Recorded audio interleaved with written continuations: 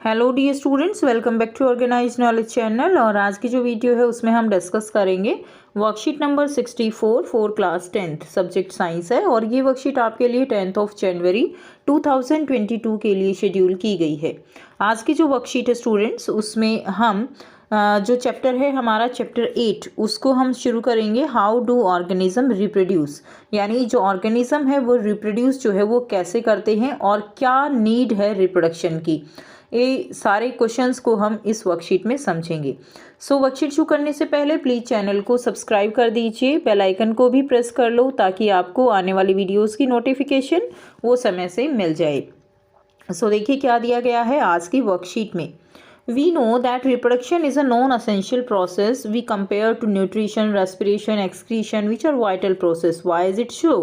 तो हमने देखे चैप्टर 6 में हमने पढ़ा था कि जो एक्सक्रीशन है, न्यूट्रिशन है, रेस्पिरेशन है, ये हमारे ज़िंदा रहने के लिए बहुत ज़रूरी हैं। ठीक है, लिविंग प्रोसेस हैं ये, और ज़िंदा रहने के लिए ये सारे प्रोसेसेस बहुत ज़रूरी हैं। बट क्वेश्चन इज़ दैट कि क्या रिप्रोडक्शन उसको हम एक लाइफ प्रोसेस कह सकते हैं? तो जो रिप्रोडक्शन है उसको हम लाइफ प्रोसेस तो नहीं कह सकते, यानी हमारे ज़िंदा रहने के लिए तो ज़रूरी नहीं है। लेकिन जो स्पीसीज़ है उसकी एक आप कह सकते हो कि स्पीसीज़ को एक मेंटेनेंस देने के लिए जो रिप्रोडक्शन है वो बहुत ज़रूरी है। अगर रिप्रोडक्शन नहीं होगा तो हमारा अस्तित्व जो है, कोई भी स्पीसीज़ है, चाहे आप किसी भी ऑर्गेनिज्म की बात कर सकते हो, तो जो अस्तित्व है वो ख़त्म हो जाएगा, एग्जिस्टेंस नहीं होगी। ठीक है, क्योंकि एक टाइम के बाद सबको जो है मर जाना है, डेथ हो जानी है। और उसके बाद आगे क्या होगा? अगर रिप्रोडक्शन नहीं होगा तो वो जो स्पीसीज़ है वो पूरी तरह से क्या हो जाएगी? पूरी तरह से ख़त्म हो जाएगी। To understand an answer to this, imagine if all the peacock in this world stop producing today. सोचिए क्या हो अगर जितने भी पिकॉक हैं वर्ल्ड में वो सभी रिप्रोड्यूस करना बंद कर दें, तो एक टाइम के बाद क्या होगा? पिकॉक जो है वो होंगे ही नहीं। ठीक है, सभी के सभी जो है क्या हो जाएंगे? वो उनकी डेथ हो जाएगी, वो मर जाएंगे। उसके बाद कोई पिकॉक हम नहीं देख पाएंगे। After reflecting on above question, you realize that reproduction doesn't seem essential for an individual, but seems absolutely essential for the perpetuation of a species. जो ऊपर क्वेश्चन हमने अभी डिस्कस किया कि अगर मोर जो है रिप्रोड्यूस करना बंद कर दें, तो इससे हमें क्या रियलाइज़ हुआ? इससे हमें रियलाइज़ हुआ कि रिप्रोडक्शन जो है वो एक पर्टिकुलर इंडिविजुअल के लिए तो चलो कोई ज़्यादा इम्पोर्टेंट नहीं रखता कि ठीक है रिप्रोडक्शन नहीं हो रहा, लेकिन अगर हम एक स्पीसीज़ की बात करें तो स्पीसीज़ के अंदर जो ऑर्गेनिज्म है, अगर वो कोई भी रिप्रोड्यूस नहीं करेगा तो स्पीसीज़ का एंड हो जाएगा। ठीक है, now you have to look at the sketch of dividing amoeba. ठीक है, तो आपको जो अमीबा दिया गया है उसमें आपको देखना है, समझना है। तो ये क्या है? ये पेरेंट सेल है। इस पेरेंट सेल से क्या बना? इस पेरेंट सेल से आगे 2 डॉटर सेल बनती हैं। ठीक है, ये आपने लोअर क्लासेस में भी पढ़ा हुआ है। इसके अंदर सबसे पहले न्यूक्लियस जो है वो डिवाइड होना शुरू होता है, उसके बाद साइटोप्लाज्म डिवाइड होता है, और इस तरह से 2 डॉटर सेल्स बनती हैं। और ये क्वेश्चन भी आपसे पूछा जाता है कि पहले क्या किस में डिवीज़न होती है? पहले न्यूक्लियस में डिवीज़न होती है या साइटोप्लाज्म में होती है? तो ध्यान रखिएगा, पहले न्यूक्लियस में डिवीज़न स्टार्ट होती है, कैरियोकाइनेसिस होता है, उसके बाद साइटोकाइनेसिस होता है। उसके बाद देखिए आपसे पूछा जा रहा है which molecule is making it's on copy. कौन सा मॉलिक्यूल है जो अपनी ही कॉपी यहाँ पे बनाता है? तो क्या कॉपी होता है यहाँ पे? डीएनए कॉपी होता है, डीएनए। ठीक है, हम समझेंगे डीएनए क्या है अभी। तो डीएनए कॉपी होता है। And does the daughter amoeba look like an exact copy? तो अब यहाँ पे देखिए ये जो अमीबा की जो डॉटर सेल्स हैं, क्या ये बिल्कुल अमीबा की तरह दिखती हैं? तो बिल्कुल दिखती हैं। क्लियर? तो इसमें आप आंसर में लिख देंगे यस। ठीक है, does the daughter amoeba look like an exact copy, तो आप लिख देंगे यस। तो ये जो है बस आपका आंसर हो जाएगा यहाँ से इन दोनों क्वेश्चंस का। ठीक है, उसके बाद देखिए नेक्स्ट आपको दिया गया है। अब हम समझेंगे कि जो डीएनए है वो क्या है।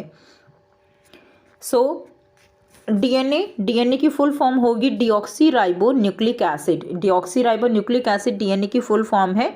And it is the genetic material which exist in the form of chromosome in a cell. तो जो डीएनए है वो एक जेनेटिक मटेरियल है जो कि जो कैरेक्टर हैं वो एक पेरेंट बॉडी से जो आप कह सकते हो कि डॉटर बॉडी होती है, जो न्यूली फॉर्म्ड बॉडी होती है, उसके अंदर जो कैरेक्टर हैं वो ट्रांसफ़र होते हैं। जैसे हमारे अंदर हमारे पेरेंट्स के जो कैरेक्टर आए हैं वो किस कारण, वो डीएनए के कारण। ठीक है, जो बॉडी डिज़ाइन हम अपने पेरेंट्स की तरह ही तो दिखते हैं, ऐसे ही 2 हाथ होते हैं, पैर होते हैं, सबके अंदर यही है। तो वो किसके कारण होता है, जो बॉडी डिज़ाइन आता है वो होता है किसके कारण, डीएनए के कारण। अब एक बकरी का बच्चा है, वो बकरी के जैसे ही दिखाई देगा, ऑब्वियसली वो आदमी की तरह तो दिखाई नहीं देगा। क्यों? क्योंकि उसके अंदर वैसा ही डीएनए ट्रांसफ़र हुआ है। तो डीएनए ही जो है बॉडी का डिज़ाइन उसको मेंटेन रखता है। The DNA contains all the information regarding all the characteristic of an organism. अब देखिए, जो डीएनए है उसी के अंदर सारी कैरेक्टरिस्टिक होती हैं किसी भी ऑर्गेनिज्म की। ठीक है, यानी ऑर्गेनिज्म का बॉडी डिज़ाइन कैसा है, इवन हमारे जो जैसे हमारे अंदर हमारे पेरेंट्स के कई बार same as it is characteristics आ जाती है ना, ऐसे ही आँखों का कलर आ जाता है, बालों का कलर आ जाता है, स्किन कलर ऐसे ट्रांसफ़र होता है, हाइट ट्रांसफ़र हो जाती है। तो वो किसके कारण, वो सब डीएनए के कारण। It include the blueprint of body design, metabolic activities, cellular apparatus. ठीक है, तो ये सारी चीज़ें जो हैं वो क्या होती हैं, वो ट्रांसफ़र होती हैं due to the DNA. Therefore if DNA changes this information changes too. इसलिए अगर डीएनए चेंज होता है तो ये इन्फॉर्मेशन भी क्या हो जाती हैं, चेंज हो जाती हैं। So when a cell is dividing, जब एक सेल जो है वो डिवाइड होती है, DNA copying has to accompany it with duplication of cellular apparatus so that the daughter cells can survive। तो जब एक सेल डिवाइड होती है, डीएनए कॉपी होने के बाद, ठीक है, तो जो उसके अंदर सेलुलर अपैरेटस हैं उनमें भी क्या हो जाती है, वो भी डुप्लीकेसी हो जाते हैं, और जिससे कि जो डॉटर सेल है वो क्या कर सकती है, सर्वाइव कर सकती है। ठीक है, Moreover, copying of DNA is not a foolproof process like all other biochemical processes. This cause variations। अब देखिए, जैसे कि एक रेस्पिरेशन का सिस्टम है उसी तरह से लंग्स ट्रांसफ़र होते हैं, सेम इसी तरह से जो है, जो अगर हम सोचें कि अगर हम यहाँ पे न्यूट्रिशन की बात करें, डाइजेस्टिव जो सिस्टम है सेम ऐसे ही होता है।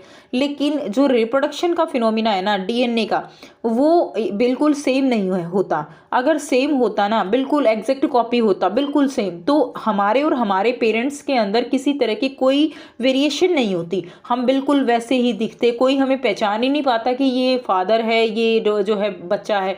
ठीक है, लेकिन ऐसा नहीं होता। इवन जो ट्विंस बच्चे होते हैं, जुड़वा होते हैं, उनके अंदर भी वेरिएशन होती हैं, वो भी दिखने में कई बार बिल्कुल सेम नहीं होती हैं।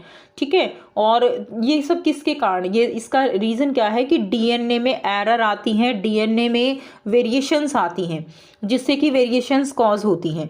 Sometimes these variations can be so drastic that cellular apparatus become incompatible, causing death to the progeny। अब देखिए, वेरिएशंस आती हैं वो ठीक है, लेकिन कई बार डीएनए के अंदर ये वेरिएशंस इतनी ज़्यादा होती हैं, इतनी एग्रेसिव होती हैं, यू कैन से, कि जो डॉटर सेल्स हैं वो इसको एक्सेप्ट नहीं कर पाती हैं। अब जब वो इसको एक्सेप्ट नहीं कर पाएंगी तो क्या होगा, उनकी डेथ हो जाती है और डॉटर सेल जो है वो सर्वाइव नहीं कर पाती है, इस केस में जब वेरिएशन एकदम बहुत ज़्यादा होती है। So now we know that each cell shows variation in varying degree while copying of the genetic material. This is the basis of evolution. So हमने देखा कि हर एक सेल के अंदर एक डिग्री तक जो है क्या होता है, डीएनए कॉपी होता है, एरर आती हैं, वेरिएशन आती हैं, और ये जो वेरिएशन होती है ना, धीरे धीरे ये एवोल्यूशन प्रोसेस होता है। एवोल्यूशन प्रोसेस जो कि एकदम से नहीं होता है, ड्रास्टिक चेंज नहीं होता है।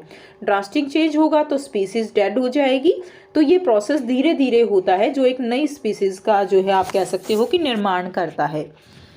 नाउ अब आपका क्वेश्चन है कि what are the importance of variation. जो वेरिएशन आती हैं उनकी इम्पोर्टेंस क्या है। DNA copying is necessary for maintenance of body design. DNA copying जो है वो बॉडी डिज़ाइन की मेंटेन के लिए बहुत ज़्यादा ज़रूरी है। And characteristic of an organism in its habitat. ठीक है, which not only help in sustenance of an organism but also maintain the stability of a species। तो ये जो है केवल ऑर्गेनिज्म को एक तरह से आप कह सकते हो कि उसकी अस्तित्व को बनाए रखने के लिए ही ज़रूरी नहीं है, बल्कि ये स्टेबिलिटी जो स्पीसीज़ के अंदर है उसको भी मेंटेन करता है। Each time an organism reproduce variation comes and these help the organism in adapting। ठीक है, तो ऑर्गेनिज्म जो वो रिप्रोड्यूस करता है, वेरिएशंस आती हैं, और इससे जो ऑर्गेनिज्म है वो अपने आप को एडजस्ट कर पाता है उस चेंजिंग एनवायरनमेंट में। Clear. Now definition of reproduction. Reproduction की डेफिनेशन क्या होगी। The process of production of a new organism from an existing organism with same basic characteristic as a parent. तो न्यू ऑर्गेनिज्म जो प्रोड्यूस होता है existing organism से या parent से, उसको हम क्या कहते हैं, that is known as the, क्या कहेंगे उसको, हम रिप्रोडक्शन कहेंगे। And it can be of two type, asexual as well as sexual reproduction.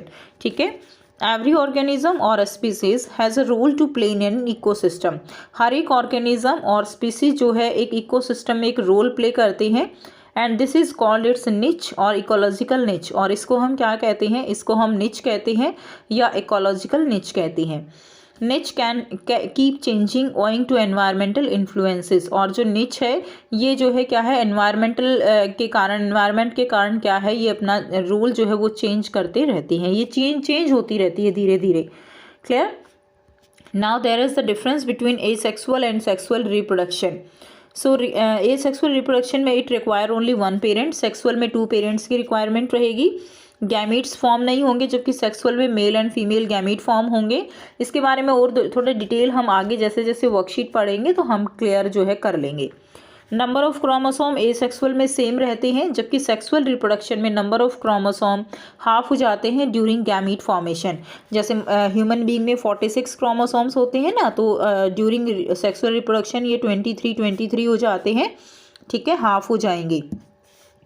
सो ये सेक्सुअल रिप्रोडक्शन में होता है। अब आपको यहाँ पे 3 जो है क्वेश्चन दिए गए हैं, जिनके आंसर हम 1 बाय 1 डिस्कस करेंगे। फर्स्ट क्वेश्चन है, what is the importance of DNA कॉपिंग in reproduction. Reproduction में जो डीएनए कॉपी होता है उसकी क्या इंपॉर्टेंस है। So the कॉपिंग of DNA during reproduction is important because the replication of DNA ensure that each daughter cell formed at the end of the cell division receive equal amount of DNA। ठीक है, इससे क्या ensure होता है, replication of DNA से, कि हर एक daughter cell जो है, जो सेल डिवीजन के बाद फॉर्म हो रही है, वो equal amount of DNA receive करे। If DNA won't be copied then the daughter cell won't receive all necessary genes. अगर डीएनए कॉपी नहीं होगा तो जो भी नेसेसरी इंपॉर्टेंट इन्फॉर्मेशन है वो अगली जनरेशन में पास नहीं होंगी। सेकेंड क्वेश्चन है, वाई वेरिएशन इंपॉर्टेंट। वेरिएशन जो है वो इंपॉर्टेंट क्यों है। सो आंसर रहेगा, it helpful in maintaining the stability of the species. Species की स्टेबिलिटी को मेंटेन करने के लिए ज़रूरी है। And help in the adaptation of the organism which protect the population from environmental factor. तो ये आंसर आप लिख देंगे। थर्ड क्वेश्चन है, name the molecule responsible for formation of all cell molecules and act as the genetic material generally। तो कौन सा molecule है, that is the DNA, deoxyribose nucleic acid। this is the molecule which is act as the genetic material which transfer the character from one generation to another generation। सो ये थी आपके आज की science की वर्कशीट। आई होप सभी students को clear है। कोई भी डाउट है यू कैन कमेंट, और वीडियो अच्छी लगी तो please like it, share it and subscribe the channel. Thank you for watching.